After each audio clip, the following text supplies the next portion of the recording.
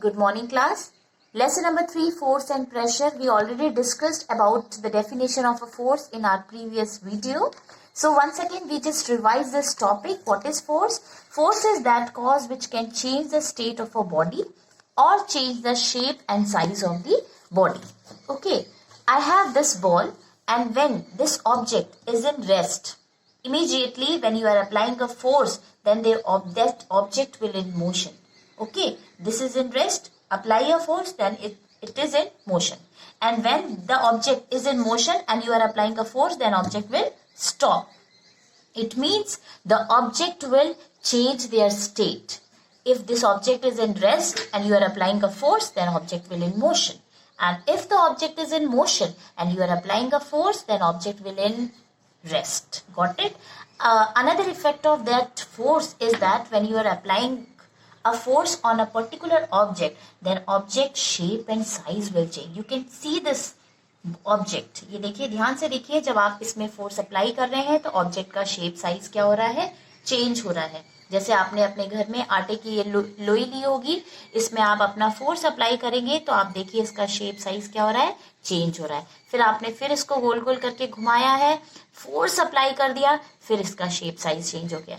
फिर आपने इसमें फोर्स अप्लाई किया है तो देखिए अब आपका इसका शेप साइज चेंज हो गया है. ओके, तो these are the effects of the force and this is the proper definition of a force. Got it? Once again I repeat, force is that cause which can change the state. It means object is in rest, apply a force, that object will in motion. And if the object is in motion, apply a force, that object will stop.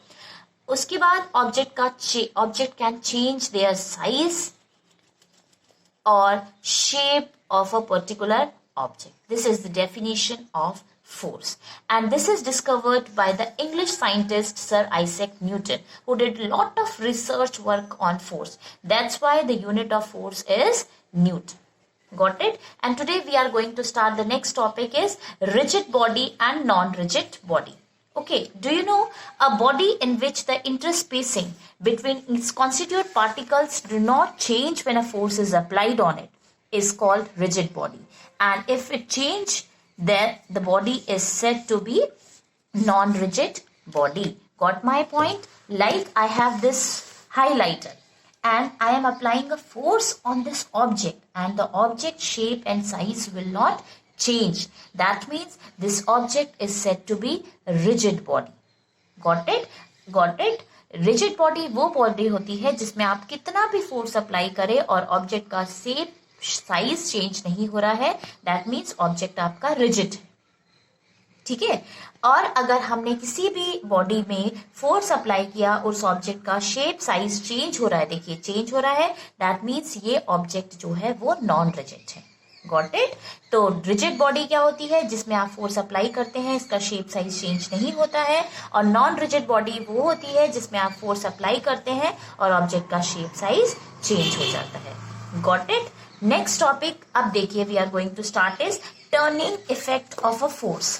Turning effect of a force we are going to start. Next topic is turning effect of force. Got it?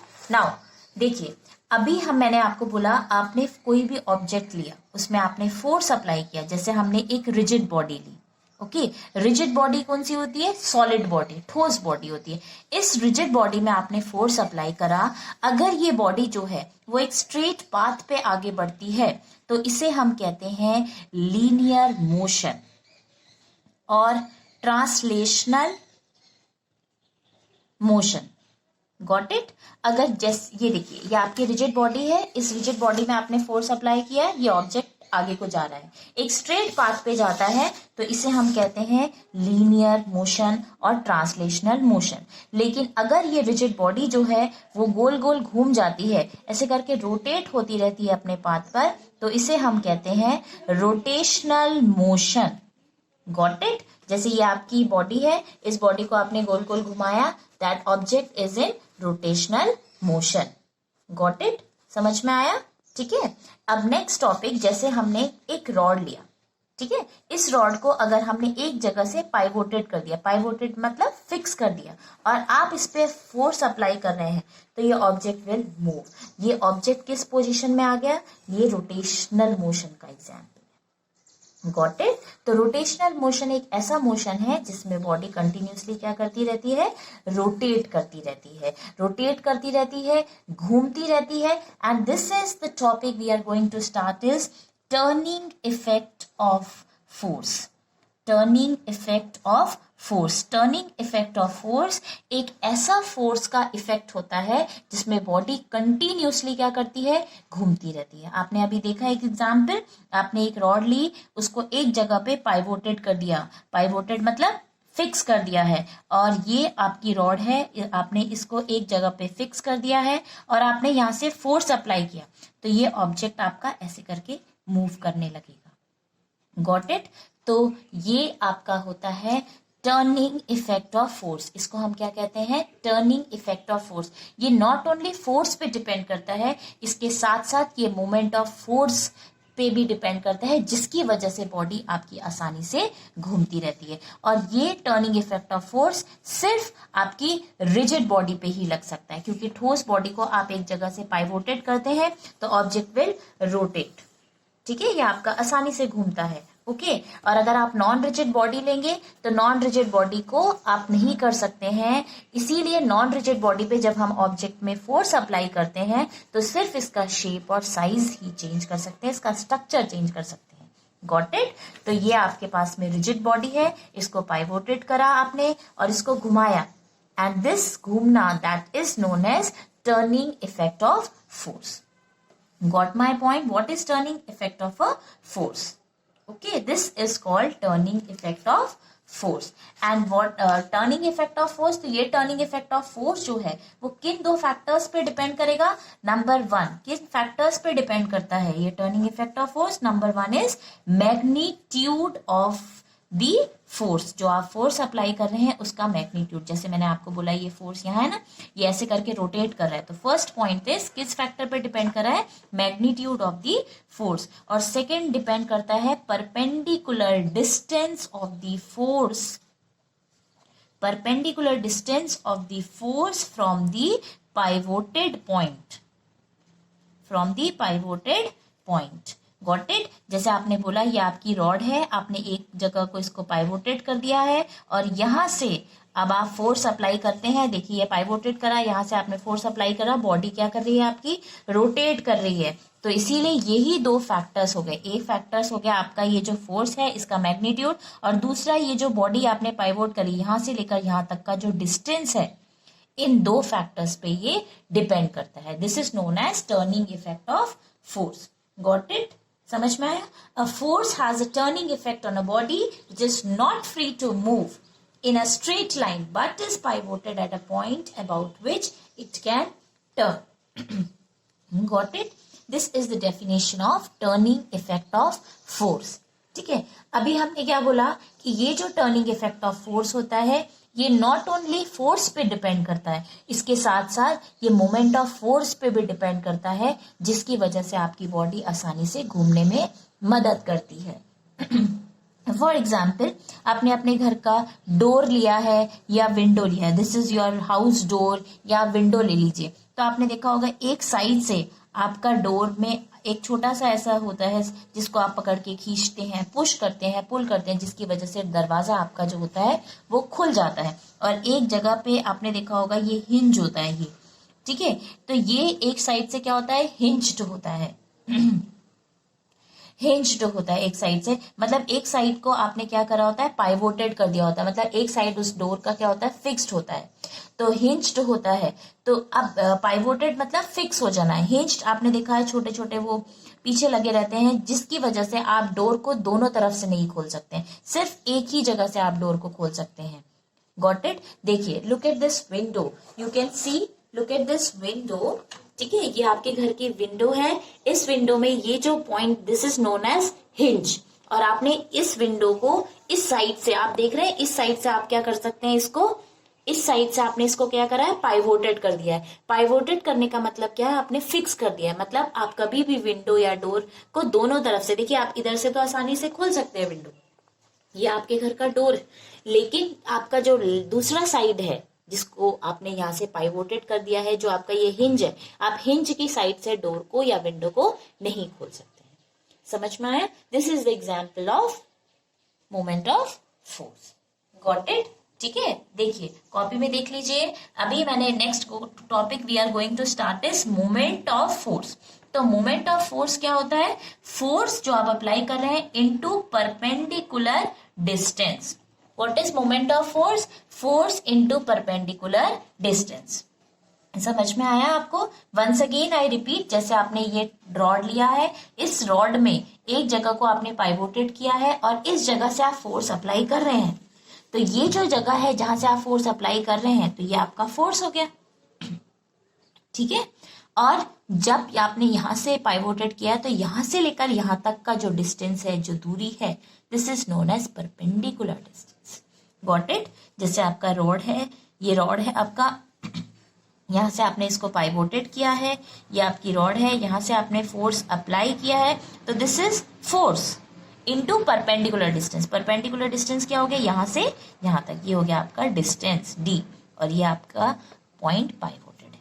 तो this is the definition of moment of force. Got it? Moment of force is equal to the product of, किसका product होगा? Is the product of the magnitude of the force and the perpendicular distance from the perpendicular distance of the force from the pivoted point. pivoted point जरूर लिखना, क्योंकि जब तक आप एक point को आप फिक्स नहीं करेंगे, पाइवोटेड नहीं करेंगे, that object will not rotate. Got it? और ये रोटेशनल वाले मोशन में, रोटेशनल वाले उसमें ही होता है, और ये हमेशा रिजिड बॉडी में होता है, नॉन रिजिड बॉडी में आप नहीं कर सकते। Got my point? इसी पे बेसिस आपकी कुछ डेली लाइफ की एप्लीकेशंस आपको बुक में मिलेगी। Some examples in a daily life to open और शट द डोर। डोर को खोलो या डोर को बंद करो। We apply a force normal to the door at its handle which is provided. आपने देखा होगा डोर में यहाँ पे क्या लगा होता है? हैंडल, जिसकी वजह से आप डोर को आसानी से पुश करते हैं और पुल करते हैं। So you can notice that if you are applying a force, तो much greater force is required to open the door. जब हम डोर को खोलते हैं तो ज्यादा फोर्स है, लेकिन जब आप डोर को बंद करते हैं तो उसमें कम फोर्स अप्लाई होता है। ठीक है, तो उसका एक पीछे साइड से आपने देखा होगा, दोनों तरफ से आपके घर का दरवाजा या खिड़की नहीं खोल सकते, एक साइड को क्या हो जाता है? हिंज्ड कर दिया जाता है। Got it? ठीक है, and the handle provided near that free end of the door at a smaller force at a larger perpendicular distance which produces the required turning effect of force to open and shut the door. ऐसी करके आपने देखा होगा, पहले के लोग जैसे आटा पीसते थे या कोई दाल पीसनी होती थी, तो ये उनके गाँव में, जैसे आपने अपने गाँव में देखा होगा, आप जाके देखिए, और ग्रैंड मदर होगी, ठीक है, इसमें ही वो पीसते थे। यहाँ पे आपका एक छोड़ दिया गया है, और यहाँ पर ये बड़ा सा एक स्टिक हैंडल है इसका, और यहाँ पे ये जो गोल गोल दिखाई दे रहा है, ये पाइवोट कर दिया जाता है। ठीक है, और यहाँ से आप क्या करते हैं? रिम होती है ये, इसको आप निकालते हैं, इसमें वो दाल आप डालते हैं, और दाल डालते हैं, और फिर दाल को ऐसे गोल गोल गोल गोल ऐसे करके घुमाते हैं, तो आसानी से ये क्या हो जाती है? जो दाल आप डालते हैं इसमें, या आप गेहूं डालेंगे तो वो आसानी से क्या होता है? पिस जाता है। ये सर्कुलर ऐसे ऐसे गोल गोल गोल गोल घूमता रहता है। ठीक है, the upper circular stone of hand floor grinder is provided with, जैसे आपने देखा होगा पहले के जमाने में मिक्सी वगैरह नहीं होती थी, अब तो डायरेक्ट आपने डाला, डायरेक्ट मिक्सी पीसा और हो गया। ठीक है, इलेक्ट्रिसिटी, मॉडर्न टेक्नोलॉजी ने इतना ज़्यादा डेवलपमेंट कर दिया है, तो पहले इतना डेवलपमेंट नहीं था, तो पहले ज़्यादातर लोग इसी को यूज़ करते थे। एक स्मॉल फोर्स, जैसे आपने यहाँ से दाल डाली और फिर उसको गोल गोल गोल गोल घुमाया, तो आपका आसानी से दाल पिस गई, या आपको जो भी पिसना है, that is turning of a hand floor grinder. ऐसी करके आपने देखा होगा लोग मिट्टी के घड़े बनाते हैं, पॉटर्स, ठीक है, मिट्टी के घड़े बनाते हैं या दिए बनाते हैं, तो लोग वो भी ऐसे रोटेशनल मोशन में ही होता है। और देखिए, आप देख सकते हैं, डोर हो गया, आपका हैंड फ्लोर ग्राइंडर हो गया, या ये पॉटर जो व्हील से वो कर रहा है, ये सब जो बॉडी है वो कैसी बॉडी दिखाई दे रही है? रिजिड बॉडी दिखाई दे रही है। ये नॉन रिजिड बॉडी में टेक प्लेस नहीं होता। ठीक है बेटा, तो this is the application of a turning effect of force. तो आई होप आपको टर्निंग इफेक्ट ऑफ फोर्स अच्छे से समझ में आया होगा। तो टर्निंग इफेक्ट ऑफ फोर्स मतलब ऑब्जेक्ट को एक जगह से पाइवोट करके घुमा देना, घुमाना ही क्या कहलाता है, टर्निंग इफेक्ट ऑफ फोर्स कहलाता है। और ये आपका दो फैक्टर्स पे डिपेंड करता है, एक होता है मैग्नीट्यूड ऑफ फोर्स अप्लाइड और दूसरा होता है perpendicular distance of the force from the pivoted point. इसी के बेसिस पे ये जो टर्निंग इफेक्ट है, कि ये टर्निंग इफेक्ट जो होता है फोर्स पे ही नहीं, उसके साथ साथ मोमेंट ऑफ फोर्स में भी डिपेंड करता है। इसी की वजह से क्या होता है, बॉडी आपकी आसानी से रोटेट करती है। Got it? So moment of force is equal to the product of magnitude of the force and the perpendicular distance of force from the pivoted point. जिस पॉइंट पे आपने उसको पाइवोट किया है, देखिए आपको दिखाई दे रहा है ना, ये एग्जाम्पल आपकी बुक में दिया है। एक बॉडी आपने कंसिडर करी है जिसको आपने पाइवोट कहाँ पे कर दिया गया है, ओ पॉइंट। ये ओ पॉइंट आपको दिखाई दे रहा है इस पे। And if you are applying a force on this object, that object will move. ये देखो एरो दिखाई दे रहा है बेटा, ठीक है, ये ऐसा इसकी तरफ रोटेशनल इस तरफ घूमेगा, ठीक है। इसीलिए इन्होंने बोला है moment of force about point O, क्योंकि ओ को आपने पाइवोट कर दिया गया है। तो इसका फॉर्मूला मोमेंट ऑफ फोर्स क्या होता है, force into perpendicular distance from the pivoted point, ठीक है। तो force F into perpendicular distance, perpendicular distance आपको कितना दिखाई दे रहा है, ओ से लेकर पी तक, इसलिए एफ इंटू क्या लिखा है इन्होंने, ओपी, ठीक है। अब आ जाइए unit of moment of force. Unit of moment of force निकालते हैं हम। अब आपको पता है, क्या पता है आपको, कि मोमेंट ऑफ फोर्स जो होता है वो क्या होता है, मोमेंट ऑफ फोर्स, उसको शॉर्ट में MOF लिखते हैं। तो moment of force is the product of force into perpendicular distance from the pivoted point. अब इसी से हम इसकी यूनिट निकालेंगे, ऐसा यूनिट निकालेंगे। देखो यूनिट ऑफ फोर्स बताइए क्या होती है आपकी, न्यूटन, ठीक है। और आपका ये क्या होता है, परपेंडिकुलर डिस्टेंस क्या होता है, मीटर। तो आपकी फोर्स की कैपिटल एन, सॉरी न्यूटन का साइन क्या होता है, डिनोशन साइन कैपिटल एन। तो मोमेंट ऑफ फोर्स की यूनिट क्या हो गई आपकी, न्यूटन मीटर। गॉट इट, समझ में आया, न्यूटन मीटर, ठीक है। अब इसके बाद ये जो है, ये है मोमेंट ऑफ फोर्स, जिसकी यूनिट क्या निकाली आपने, न्यूटन मीटर। ये आपकी कौन सी यूनिट थी, आपकी SI यूनिट थी। अब आप बात करेंगे CGS यूनिट की। तो CGS में आपको पता है कि न्यूटन जो है वो किस में कन्वर्ट हो जाता है बच्चों, डायन में। तो आपकी ये कौन सी हो जाएगी, डायन, और मीटर किस में कन्वर्ट हो जाता है, सेंटीमीटर में। तो अगर आप CGS की बात करेंगे तो मोमेंट ऑफ फोर्स की यूनिट क्या हो जाएगी आपकी, डायन सेंटीमीटर। Got it. और अगर SI यूनिट की बात करेंगे तो न्यूटन मीटर, ठीक है। और इनके बीच का रिलेशन आप अच्छे से याद कर लीजिएगा कि 1 न्यूटन मीटर जो होता है वो 10⁷ डायन सेंटीमीटर के बराबर होता है। Got it. और 1 kilogram force metre equal to 10 newton metre nearly होता है। और 1 gram force centimetre equal to 1000 dyne centimetre के बराबर होता है। Got it. ये एक इंपॉर्टेंट रिलेशनशिप है, आप अच्छे से याद कर लीजिएगा, अच्छे से समझ लीजिएगा, ठीक है, समझ में आया। इसी के बेसिस में क्लॉकवाइज और एंटी क्लॉकवाइज मूवमेंट भी होता है, ठीक है। जैसे आप किसी भी बॉडी में फोर्स अप्लाई करते हैं तो ऑब्जेक्ट, जब आप ऑब्जेक्ट में फोर्स अप्लाई करते हैं तो कभी ऑब्जेक्ट जो होता है वो क्लॉकवाइज मतलब सीधे डायरेक्शन में जाता है और कभी कभी उल्टा जाता है, ठीक है। जैसे देखिए, अगर आपने if the effect on the body is to turn, ठीक है, if the effect on the body is to turn it anti clockwise, the moment is said to be anti clockwise and it is taken as positive. देखिए, ये आपने एक object लिया, इसको मैंने यहाँ पे पाइवोटेड करा, ठीक है, और इसका इफेक्ट देखिए, इसको हमने क्या, देखिए जैसे ये मेरा हाथ है, अगर मैं इसको सीधा घुमाऊंगी तो उसे क्या कहेंगे हम, क्लॉकवाइज, और जब मैं उल्टा घुमाऊंगी तो उसे हम क्या कहेंगे, एंटी क्लॉकवाइज। ये ऑब्जेक्ट को पाइवोटेड करा। अब देखिए, मैं इस ऑब्जेक्ट को उल्टा घुमा रही है, ऐसे करके, देखिए उल्टा दिखाई दे रहा है ना, ये मैंने इसको उल्टा घुमाया। तो if the effect on the body is to turn it anti clockwise, आप घुमाएंगे तो moment of force is called anti clockwise and it is taken positive. तब उसको आप कैसा लेंगे, पॉजिटिव लेंगे। And if the effect on the body is to turn clockwise, अब देखिए मैं इसको क्लॉकवाइज घुमा रही हूं। अब मैं इसको देखिए, पहले मैंने ऐसे करके घुमाया ना इसको, तो ये एंटी क्लॉकवाइज हो गया, लेकिन इसका डायरेक्शन आप कैसे लेंगे, पॉजिटिव। और जब मैं इसको क्लॉकवाइज घुमा रही हूं तब इसका डायरेक्शन कैसा हो जाएगा, नेगेटिव। Got it.